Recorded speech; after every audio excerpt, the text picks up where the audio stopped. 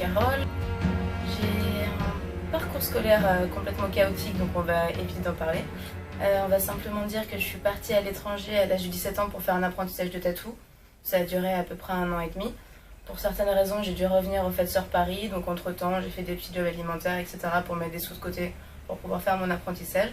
Et j'ai repris donc le tatou en shop, c'était il y a 1 an maintenant. Donc j'ai commencé à Needle Park Tattoo. Et maintenant, je travaille aussi chez Enfant Terrible de temps en temps.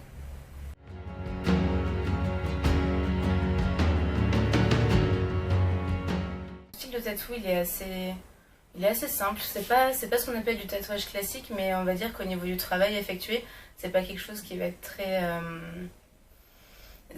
comment dire, ça reste sobre, pour ainsi dire. C'est-à-dire que je vais aimer juste travailler en noir avec des lignes qui vont quand même avoir un peu de dynamisme, mais ça va rester quelque chose d'assez minimal d'une certaine manière. J'aime bien reprendre aussi tout le travail des anciennes illustrations qu'on peut retrouver dans des encyclopédies ou autres. Et je travaille aussi pas mal avec du pointillisme. C'est un outil que j'aime beaucoup utiliser. C'est comme tout ce qui est ressemblant à la gravure ancienne ou des choses comme ça. C'est toujours des petits détails qui vont remplir des grosses formes. Je trouve ça assez intéressant et pour l'instant je me sens bien là-dedans.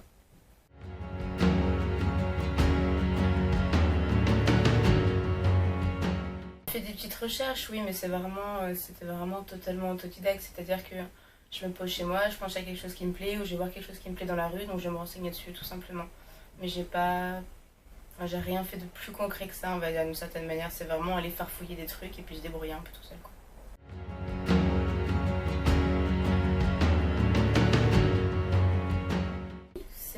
Alors je pense que j'ai commencé à tatouer tout ce qui était motifs floraux il n'y a pas tellement longtemps. J'avais pas commencé par ça au début. Et là, plus ça va et plus il y en a. En fait, j'ai l'impression que ça plaît un peu aux gens. Du coup, j'ai de plus en plus de demandes là-dessus. J'ai passé d'ailleurs toute une semaine à tatouer que des fleurs. Donc c'était assez drôle. Il n'y a plus tellement de dot work à ce niveau de... Enfin, à ce niveau-là, c'est vrai que c'est un travail d'ombrage qui est un peu plus léger, un peu différent. Mais c'est une approche qui est assez cool, ouais. Après, j'ai pas une passion tellement pour les fleurs, c'est-à-dire que bon, je sais reconnaître, j'ai pas une lys, une pivoine ou des choses comme ça, mais ça va pas au-delà de ça. C'est juste que esthétiquement, je trouve que c'est quelque chose qui reste quand même assez simple et facile à comprendre au niveau d'un tatouage, donc je pense que c'est quelque chose qui va toujours assez bien vieillir, ça va bien se poser sur un corps humain et c'est vrai que ça habille assez bien la personne, quoi. Donc c'est ça que je trouve vraiment intéressant, je pense.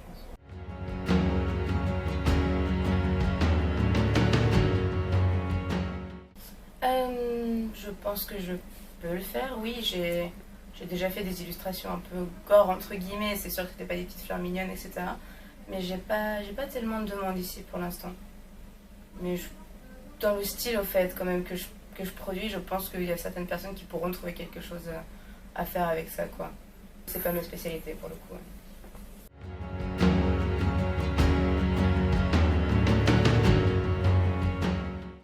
Alors non, pour l'instant, j'ai pas du tout le projet d'ouvrir un shop. Je pense que si jamais je dois le faire, ça sera plutôt quand je serai à la retraite et que j'aurai plus envie de trop bouger pour le tatouage ou quelque chose comme ça.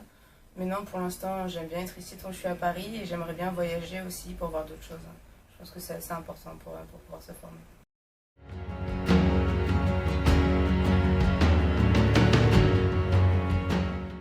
C'est un peu comme tout le monde maintenant, c'est-à-dire que j'ai forcément un Instagram, j'ai aussi une page Facebook.